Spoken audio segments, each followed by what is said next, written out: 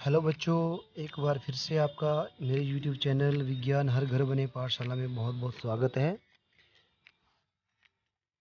आपने अभी तक जो है जितने चैप्टर पढ़े हैं, मुझे पूरी उम्मीद है बच्चों इस वीडियो चैनल के माध्यम से आपको अच्छी तरह से वो समझ आए होंगे और अच्छी तरह से आपने उनको लर्न किया होगा। आज हम आपके किताब से जो 2 चैप्टर मैंने छोड़े थे, विद्युत धारा 14वां और 15वां चैप्टर, वो करेंगे। तो आज हम चैप्टर 14 शुरू कर रहे हैं, विद्युत धारा और उसके प्रभाव। ठीक है बच्चों, तो विद्युत धारा उसके प्रभाव हम इसको शुरू कर रहे हैं। अब विद्युत धारा क्या होती है और उसके प्रभाव क्या होते हैं, ये हमने देखने हैं। तो आपको मैंने बताया था जब हमने विद्युत वाला चैप्टर पढ़ा था कि जब भी कोई आपका सर्किट होता है जिसमें आपने 2 बैटरीज, एक बैटरी जोड़ी होती है, उसके साथ आपके 2 टर्मिनल होते हैं, एक आपका धनात्मक होता है, एक ऋणात्मक होता है। तो धनात्मक के आप दूसरे टर्मिनल के साथ जोड़ो और ऋणात्मक के आप एक स्विच के साथ जोड़ो, तो उन दोनों को आप एक बल्ब के साथ जोड़ो तो वो आपका एक सर्किट बन जाता है। तो उससे जो आपका करंट पास होगा, आवेश पास होगा, उससे बल्ब जल जाता है। ठीक है बच्चों, ये हम चीज़ें पढ़ चुके हैं पहले। तो आपको पता ही है विद्युत सेल के प्रतीक अब किस प्रकार होते हैं, किस प्रकार लिखा जाता है, स्विच कैसे लिखा जाता है, ये हम इस देखेंगे। तो हम देखेंगे सबसे पहले विद्युत जो अवयव होते हैं ना, उनके प्रतीक कैसे हैं। चलिए देख लेते हैं। ये रहे आपके विद्युत के प्रतीक। जो विद्युत सेल होता है बच्चों, उसको इस तरह से हमें लिखते हैं। एक साइड हमारी ऐसे करते हैं, एक आप छोटी वाली करते हैं। ये का विद्युत का प्रतीक होता है। ठीक है, इसको हम बोलते हैं विद्युत सेल का प्रतीक। दूसरा है विद्युत बल्ब। तो विद्युत बल्ब ये रहता है, इसका प्रतीक इस तरह से लिखा जाता है। ठीक है, इसको हम क्या करते हैं, इसको हम ऐसे इस तरह से बनाते हैं, इस तरह से, और ऊपर से हम इसको गोला लगाते हैं। ये बनता है आपका विद्युत बल्ब का प्रतीक। ठीक है बच्चों, उसके बाद आता है विद्युत स्विच। उसका स्विच इस तरह से होता है, ऑन ऑफ वाला। इसका जो प्रतीक होता है ये है। तो जब ये प्रतीक है, इसका मतलब ये है बंद सर्किट, यानी ये बंद है, यानी इसमें विद्युत जा रही है। तो इस तरह से ये विद्युत स्विच होता है। उसके बाद आता है बच्चों आपका स्विच ऑफ की स्थिति में। ये स्विच ऑन था, अब ये स्विच ऑफ की स्थिति में। तो ऑफ की स्थिति में इस तरह से होता है, ये स्विच ऑन वाली पोजीशन में था और ये स्विच ऑफ वाली पोजीशन में है। ठीक है बच्चों, इसमें खुला है ना, ये ऑफ वाला है। इसके बाद बैटरी, जब 2 या 2 से अधिक जो सेल जुड़ते हैं तो वो बैटरी बनती है। तो बैटरी जो है 2-3 सेल को आप जोड़ोगे तो निशान भी आप ऐसे बनाओगे तो ये बैटरी बनेगी। ये बैटरी का क्या है, निशान है। उसके बाद तार, संयोजी तार को आप एक लाइन के रूप में ऐसे दिखाते हैं, ये संयोजी तार है। तो ये हुए आपके इनके चिन्ह। ठीक है बच्चों, अब विद्युत बैटरी कैसे बना सकते हैं आप देखिए। आपने एक सेल लिया, ठीक है, एक सेल लिया, दूसरा लिया, तीसरा लिया, 4 सेल लिए। आप 4 सेल लिए, आपने एक सेल का जो धनात्मक आया टर्मिनल है, वहाँ से तार लगानी है दूसरे सेल के ऋणात्मक टर्मिनल में। ठीक है, और उस सेल के धनात्मक टर्मिनल से तार लगानी है आपने उसके दूसरे के ऋणात्मक में। फिर उसके आपने धनात्मक से तार लगानी है दूसरे के ऋणात्मक में। तो बैटरी बनाने के लिए 2 से 2 अधिक सेल को जोड़ते हैं हम, इस प्रकार से बैटरी का निर्माण होता है, ये बैटरी बनती है। इस प्रकार हम बैटरी बना सकते हैं बच्चों। ठीक है, अब सेल होल्डर होता है, देखिए आपने टॉर्च देखा होगा, उसके अंदर सेल होल्डर लगा होता है। इस तरह से सेल होल्डर होता है। तो इसके अंदर क्या होता है, आप सेल होल्डर अपने आप बना सकते हैं। आप क्या कर सकते हैं, एक लकड़ी का टुकड़ा ले सकते हैं, 2 पिने ले सकते हैं। इन पिनों पे आप क्या करें, तारे लगा सकते हैं और उनको रबर से ऊपर से बांध सकते हैं ताकि टाइट रहे आपस में। और बीच में आप एक 2 सेल जोड़ सकते हैं। एक इसका जो पॉजिटिव टर्मिनल होगा वो इस तरफ होगा, नेगेटिव यहाँ पे, फिर इसका पॉजिटिव टर्मिनल यहाँ होगा, नेगेटिव यहाँ पे। इस तरह से आप सेल होल्डर बना सकते हैं। ठीक है बच्चों, ये आपका 2 सेलों का जो सेल होल्डर है होता है, आपके रिमोट में भी होता है। ठीक है, देखा होगा आपने रिमोट के, और टॉर्च में भी होता है, सब जगह होता है। तो ये आपका सेल होल्डर इस तरह से बनता है। विद्युत परिपथ क्या होता है बच्चों, देखिए विद्युत परिपथ इस तरह से बनता है। अब इसको ध्यान से देखें आप, इसमें क्या है, एक सेल जोड़ा हुआ है, सेल से जो नेगेटिव टर्मिनल है वो जा रहा है आपके स्विच की तरफ, ये विद्युत स्विच है यहाँ पे, है ना। और जो पॉजिटिव टर्मिनल है उसकी तार जा रही है आपके बल्ब के, जो बल्ब का ऋणात्मक सिरा है बाहर वाला, उसकी तरफ। और जो स्विच से जो ऋणात्मक, सेल से ऋणात्मक तार आई स्विच की तरफ से, स्विच से निकली, वो जा रही है आपकी बल्ब के धनात्मक एंड में। तो जब आप इस स्विच को जोड़ते हो, जैसे अभी जुड़ा हुआ है, तो ये बल्ब जलेगा। जैसे इसको आप हटाते हो, खोलते हो, तो ये बल्ब बुझ जाएगा। तो जब ये जुड़ा हुआ है बच्चों, तो इस प्रकार इस सर्किट को पूरे को बोलते हैं हम एक विद्युत परिपथ, क्योंकि ये जुड़ा हुआ है तो ये एक विद्युत परिपथ बनता है। ठीक है, और विद्युत परिपथ को हम इस तरह से दर्शा सकते हैं चित्र के द्वारा। देखिए, ये आपका, मैंने आपको ये बताया, ये क्या है, एक सेल है। छोटे वाली लाइन होती है वो नेगेटिव टर्मिनल दिखाता है, जो बड़े वाली लाइन होती है वो धनात्मक टर्मिनल दिखाती है। और ये स्विच है, स्विच इसमें ऑन है, जुड़ा हुआ है, और ये तारें दिखाई दे रही है, और यहाँ पे बल्ब है, बल्ब का इस तरह से आपका दिखता है, और ये लाइनें हैं ये दिखा रही हैं कि बल्ब जला हुआ है। तो एक विद्युत सर्किट है जो ऑन, स्विच ऑन पोजीशन में, जिसको हम इस तरह से दिखा सकते हैं। तो बच्चों, आपको कई बार आता है कि आपको विद्युत स्विच बना के दिखाओ, तो आप इस तरह से चित्र के माध्यम से दिखा सकते हैं इस तरह से। अब ट्रक की बैटरी देखी होगी बच्चों आपने, ये ट्रक की बैटरी है, इसका अंदरूनी काट सिरा होता है, इसके अंदर देखिए टर्मिनल होते हैं, इसमें भी एक नेगेटिव होता है, एक पॉजिटिव टर्मिनल होता है। ठीक है, अब इस बैटरी में क्या होता है, इस बैटरी से, इसे बैटरी क्यों कहा जाता है, क्योंकि इसके अंदर बाहर से तो एक दिखती है ना, बाहर से तो ये क्या बोलोगे, ये की है, इसकी बैटरी क्यों कहा जाता है भाई, इसके अंदर जब देखोगे तो बहुत सारे सेल जुड़े होते हैं आपस में, तो इसलिए बैटरी बनती है। ठीक है बच्चों, तो मुझे उम्मीद है यहाँ तक आपको अच्छी तरह समझ आया होगा। अब हम प्रतीकों का उपयोग क्यों करते हैं, प्रतीकों का उपयोग हम विद्युत परिपथ को आरेख खींचने में करते हैं। जैसे मैंने आपको ऊपर बताया एक कंप्लीट विद्युत आरेख, तो विद्युत आरेख खींचने के लिए हम इनके चिन्हों का उपयोग करते हैं, ना कि इनको यहाँ पे इनके चित्र बनाते हैं। ठीक है बच्चों, अब जैसे एक अन्य परिपथ है जो पहले बताया, वो था आपका स्विच ऑन पोजीशन में, ये स्विच ऑफ पोजीशन में, यानी ये खुला हुआ परिपथ है, वो बंद था।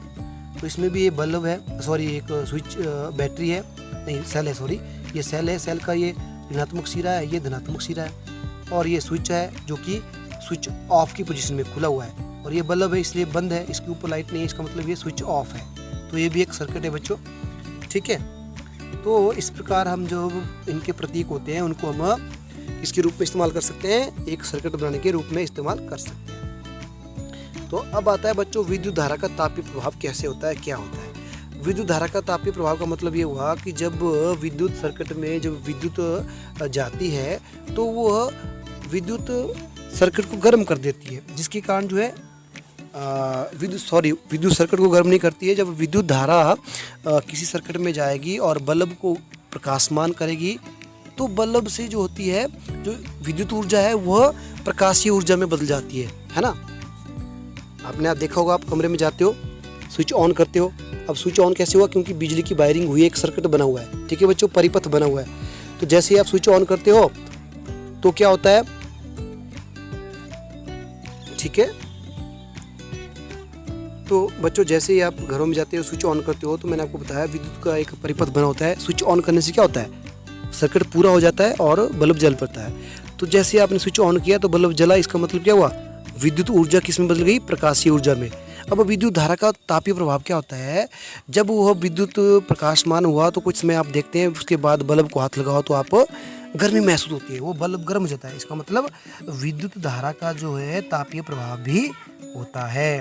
तो विद्युत धारा का तापीय प्रभाव होता है। ठीक है बच्चों, अब इसका उदाहरण देखिए, ये हीटर है, आप सर्दियों में इसको खाना बनाने के इस्तेमाल भी आता है या आग सेकने पे। तो इसमें एक एलिमेंट होता है, यानी इसमें स्प्रिंग जैसा होता है, उसको एलिमेंट कहते हैं। तो वह बहुत मुड़ा हुआ होता है, उसके अंदर जब विद्युत जाएगी नीचे से, ठीक है, एक नेगेटिव एक पॉजिटिव, जब इसके अंदर जो करंट जाएगा तो इसको गर्म करेगा, इस तरह से ये गर्म हो जाता है एलिमेंट और फिर ऊष्मा देता है। तो ये क्या दिखाता है, विद्युत धारा का तापीय और ऊष्मीय प्रभाव दोनों दिखाता है ये। ठीक है बच्चों, तो अब हीटर के बेकार तापन अवयव तार को उपयोग में लाते हैं। इस तार को स्पर्श करें, जो बेकार तार होती है उसको स्पर्श करें, स्विच ऑन की स्थिति में लाकर परिपथ को विद्युत धारा में प्रवाहित कीजिए। देखो कुछ सेकंड के पश्चात तार को आप स्पर्श करें तो इसमें अधिक समय तक पकड़े मत रखिए, क्योंकि यह गर्म होगी।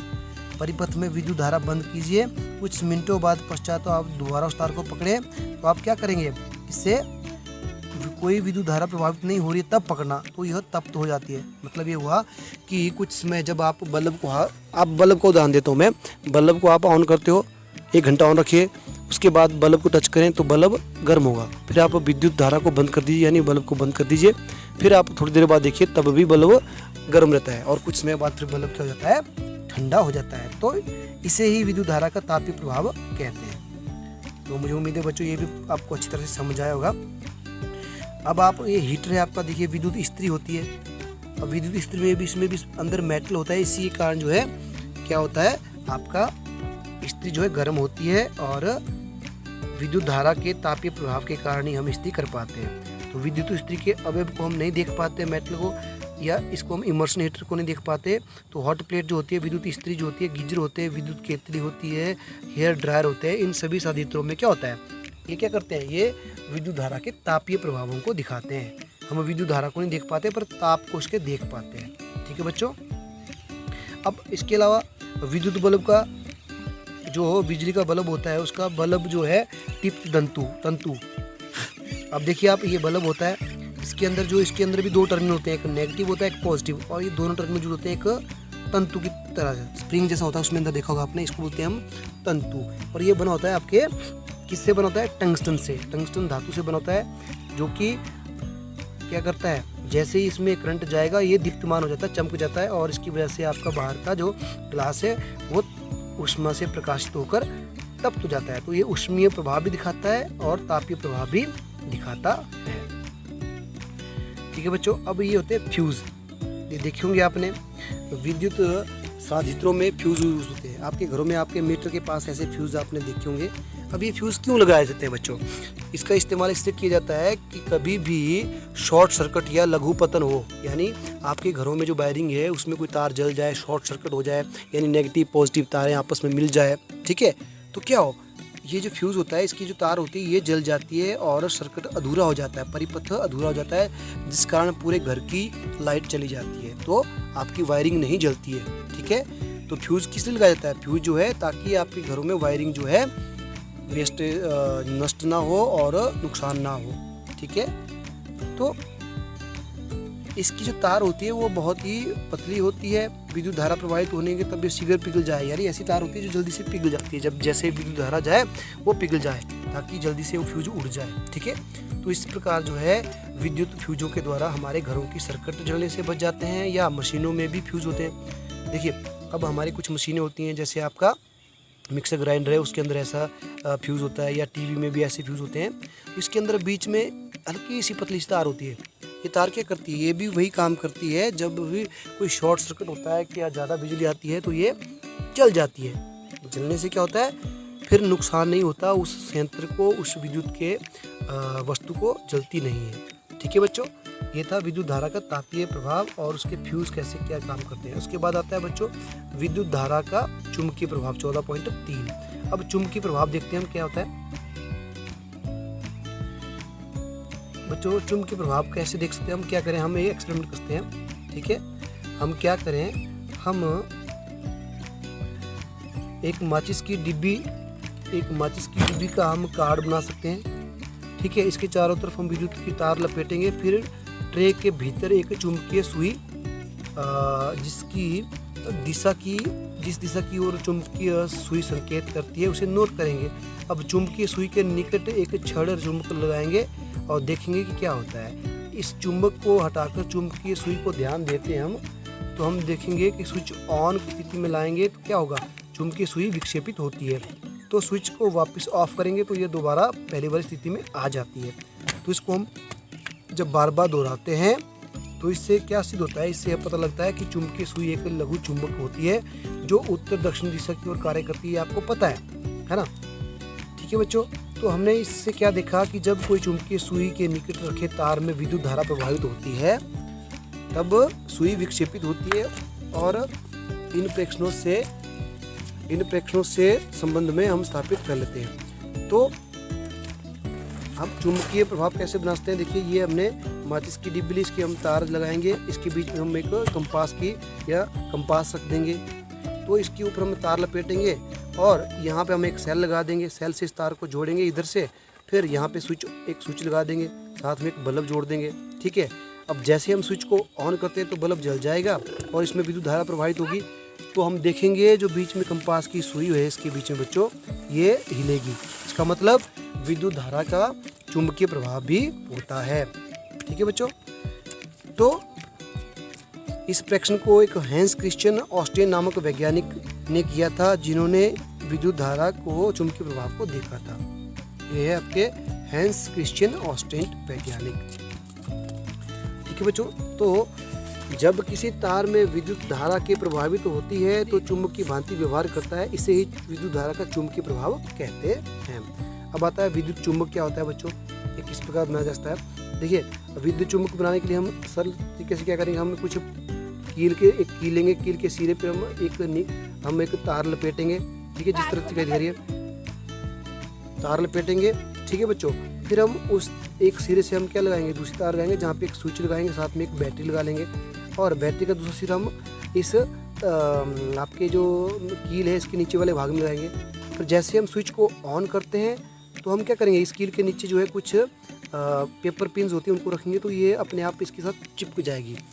तो इसका मतलब क्या हुआ कि एक कील जो है एक चुंबक का कार्य कर रही है। तो ये विद्युत धारा के द्वारा हम चुंबक भी बना सकते हैं, ठीक है बच्चों। तो ये चुंबक किस प्रकार बनता है, देखिए मैंने आपको बता दिया। अब ये चुंबक क्या कार्य करता है, चुंबक जो होता है, विद्युत धारा का प्रभाव जब समाप्त हो जाता है तो चुंबक जो की कुंडली हमने तार पे कील पे लगाई थी वो सामान्यतः अपना प्रभुत्व नष्ट कर देती है। तो इस प्रकार जो है कुंडली को विद्युत चुंबक कहते हैं। जो हमने कील के ऊपर कुंडली बनाई उसको हम विद्युत चुंबक कहते हैं, ठीक है बच्चों। तो ये आपका एक चुंबक की तरह कार्य करेगी, जो मैंने चित्र में दिखाया इस तरह से, ये आपका एक विद्युत चुंबक है। इसको आप बना सकते हैं अपने आप। इसके बाद आता है विद्युत घंटी, ये कैसे कार्य करती है। तो विद्युत घंटी क्या होती है बच्चों, चित्र में देखिए, ये एक विद्युत घंटी है, ये विद्युत घंटी का एक मॉडल है। अब इसमें भी कुंडली नुमा तारें होती है जो जुड़ी होती है, और यहाँ पे भी हमारा क्या होता है, एक बैटरी होती है या 2-3 सेलों को जुड़ा होता है, और एक स्विच होता है। जब हम स्विच को ऑन करते हैं तो यहाँ से करंट जाता है और इसमें हैमर होता है, इसको वाइब्रेट करता है, जो कि इस जो धातु का खौल होता है वहाँ बजता है, जिसके कारण हमें आवाज़ें सुनाई पड़ती है, ठीक है बच्चों। तो इसमें जो आपकी कुंडली है, जो विद्युत घंटी है, देखिए इस घंटी में क्या होता है, लोहे के टुकड़े पर तांबे की तार से हम कुंडली लपेटी होती है। अब विद्युत चुंबक के निकट कोई लोहे की एक पत्ती लगी होती है, जिसके एक सिरे पे क्या होता है, हथौड़ा लगा होता है, और दूसरे सिरे पे क्या होता है, लोहे की पत्ती के समीप जब जाता है तो लोहे की पत्ती इस पेच के संपर्क में आती है और विद्युत परिपथ को पूरा कर देती है, ठीक है, तथा कुंडली में विद्युत धारा प्रभावित हो जाती है। इससे क्या होता है, विद्युत चुंबक बन जाता है और लोहे की पत्ती जो होती है वह अपनी ओर खींच के इन पत्तियों को सिरे से जुड़ा हथौड़ा जो है घंटी से टकराता है। तो इस प्रकार ध्वनि उत्पन्न होती है। परंतु जब विद्युत चुंबक लोहे की पत्ती को अपनी ओर खींचता है बच्चों, तो यह परिपथ को तोड़ देता है और इससे कुंडली की धारा प्रभाव समाप्त हो जाता है और कुंडली चुंबक का कार्य नहीं करती उस समय, ठीक है बच्चों। तो इसके साथ ही आपका चैप्टर बच्चों पूरा खत्म होता है। और अब बारी है इसके अभ्यास के प्रश्नों की। इसके अभ्यास के कुल प्रश्न हैं आपके 13। तो हम आज इसके 3 प्रश्न करेंगे। आज हम इसके 3 प्रश्न करेंगे, बाकी हम अगले वीडियो में करेंगे। तो चलिए 3 प्रश्न देखते हैं। इसका पहला प्रश्न क्या है, विद्युत परिपथों में निम्नलिखित अवयवों को निरूपित करके वाले प्रतीक उनके नोटबुक में खींचिए और संयोजक तार, स्विच। अब ये है देखिए आपके, इनके हमने अपने नोटबुक में इसके प्रतीक बनाने। संयोजक तार, इसका प्रतीक आपको मैंने बताया था ऐसे होता है, ठीक है। स्विच का प्रतीक आपको बताया था मैंने, ऐसे इस तरह से होता है। ये आपका बंद स्विच है और ये आपका खुला स्विच है। उसके बाद विद्युत सेल आपका पता है इस तरह से बनाते हैं, ये नेगेटिव रहता है और ये पॉजिटिव। उसके बाद आप स्विच ऑन की पोजीशन, ये मैंने बता दी, स्विच ऑन है इस तरह से होगा, ये आपका ये स्विच ऑन रहेगा, ये स्विच ऑन है। और स्विच ऑफ की पोजीशन रहेगी आपकी, ये स्विच ऑफ है, ये स्विच ऑन रहेगा। और बैटरी की पोजीशन कैसे बनाएंगे आप, बैटरी आपको मैंने बताया था इस तरह से जब जोड़ेंगे आप तो यह बैटरी बन जाएगी। जब 2 से अधिक सेलों को जोड़ते हैं तो इस तरह से आपकी बैटरी बन जाती है, ठीक है बच्चों। तो इस तरह से हम इनको बना सकते हैं। ये हो गया प्रश्न नंबर 1। प्रश्न नंबर 2 देखिए बच्चों, 14.21 में दर्शाए गए विद्युत परिपथ को निरूपित करने के लिए परिपथ आरेख खींचना है। अब हमने इसमें जो दिखाया हुआ है ना, इसको मैं एक परिपथ आरेख चित्र खींचना है। तो इसमें देखिए पहले तो हम क्या करेंगे, एक सेल बनाएंगे। ये हमने सेल बना दिया इस तरह से, ठीक है। हम क्या करेंगे बच्चों, अब इसमें से एक तार जोड़िए ऐसे, ठीक है। ये तार कहाँ गई है, ये गई है आपके बल्ब में। तो बल्ब बनाने का मैंने आपको बता दिया, इस तरह से बनाते हैं बल्ब को। इस तरह से बल्ब बन गया, ठीक है, ये बल्ब बन गया। फिर दूसरी तार जो है यहाँ स्विच पे जाएगी, ये बैटरी से तार यहाँ को ले आते हैं, नीचे को थोड़ी जगह नहीं है, तो यहाँ पे हम स्विच बनाएंगे। फिर आपका ये स्विच बन जाएगा इस तरह से, ये स्विच बन गया। अब इसको, ये खुला स्विच है, ये पर सर्किट जो अधूरा है, जब इसको जोड़ेंगे तो ये जुड़ जाएगा। तो यहाँ पे दिखाया हुआ है इन्होंने खुला सर्किट, तो हम क्या करेंगे, खुले में हम इसको ऐसे बनाएंगे, तो इस तरह से इसका आरेख बन जाएगा। ठीक है बच्चों। अब प्रश्न नंबर आप तीसरा देखिए। चित्र 14.22 में 4 सेल दिखाए गए हैं। रेखाएं खींचकर यह निर्दिष्ट कीजिए कि 4 सेलों के टर्मिनलों के तारों को संयुक्त करने में आपकी बैटरी कैसे बनेगी। अब देखिए बच्चों, इसमें हमने रेखाएं खींचनी है, तो मैंने आपको बताया था कि इस तरह से ये पॉजिटिव टर्मिनल की तार जाएगी आपकी इसके एक मिनट, ये यहाँ पे उल्टा दिया है, तो हम क्या करेंगे, इस पॉजिटिव टर्मिनल की तार यहाँ जोड़ेंगे नेगेटिव में। ठीक है, फिर इस पॉजिटिव टर्मिनल की तार इसके नेगेटिव में लाएंगे, और फिर हम क्या करेंगे, इस नेगेटिव टर्मिनल की तार को हम क्या करेंगे, यहाँ से पॉजिटिव में ले आएंगे। तो इस तरह से ये बैटरी का निर्माण हो जाएगा। ठीक है बच्चों, क्योंकि एक, और ये जो लगाएंगे हम, ये सर्किट के साथ, परिपथ के साथ, और ये दूसरी तरफ हम इसको स्विच के साथ लगा लेंगे, इसको बल्ब के साथ लगा लेंगे, तो इस तरह से बैटरी और सर्किट बन जाएगा हमारा। तो बच्चों, इस प्रकार हमने आज इस चैप्टर में इस चैप्टर को पूरा पढ़ा है। मुझे उम्मीद है आपको अच्छी तरह से समझ आया होगा। साथ में हमने इस चैप्टर के 3 प्रश्न भी किए, ये भी आपको अच्छी तरह समझ आए होंगे। चलिए, इस वीडियो को हम यहीं ख़त्म करते हैं। हम अगले वीडियो में इसके बचे हुए प्रश्न करेंगे। ये 3 प्रश्न आप होमवर्क के रूप में, गृह कार्य के रूप में करेंगे, और अगले प्रश्न हम अगले वीडियो में करेंगे। तो इस वीडियो को यहीं ख़त्म करते हैं बच्चों। ध्यान से वीडियो को देखिएगा, जहाँ समझ नहीं आए वहाँ पॉज करके रिवाइंड करके समझिएगा, ताकि आपको ये अच्छी तरह से समझ आए। तो मिलते हैं अगले वीडियो में इसके बचे हुए अभ्यास के प्रश्नों को लेकर। तब तक के लिए अपना ध्यान रखें और पढ़ते रहें।